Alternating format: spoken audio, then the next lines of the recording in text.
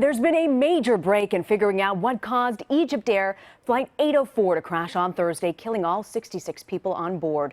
An Egyptian government source tells CBS News that search crews have located the plane's data recorders, also known as the black boxes. They were found near where debris was first spotted, about 180 miles north of Alexandria. These are some of the first images of the debris, which included pieces of the aircraft and passengers' personal items you're looking at right here. French investigators have also learned that smoke was detected on that plane just before it crashed.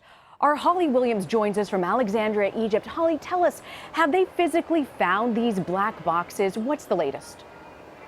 Rena, there's a great deal of confusion on that point. An Egyptian government source told us that they had located the flight recorders or black boxes. That's also being reported by the Egyptian media, including the state media. However, at this point, there is no official confirmation. EgyptAir will neither confirm nor deny that the flight recorders have been located, and there are other reports denying that they have been located. So there's confusion. But let's focus a little on the language.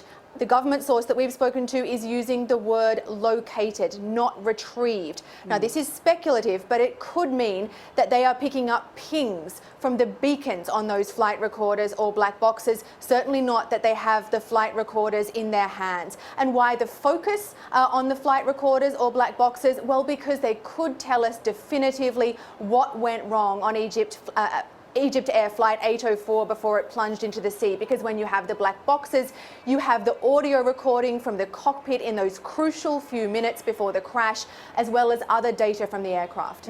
Yeah, that black box so crucial at this point. It's also been reported, Holly, that there was smoke on the plane before it crashed. What have you learned about that?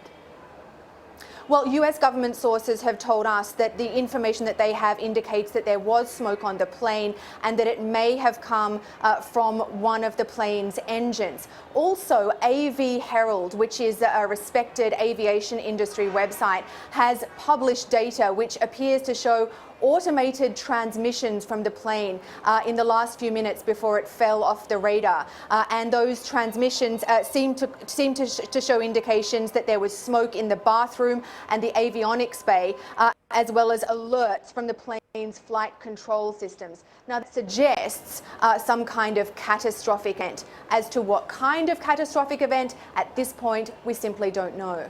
And we know, Holly, that the Egyptian aviation minister was the first to say that this crash may have been terrorism. Tell us about how people inside Egypt are responding to that.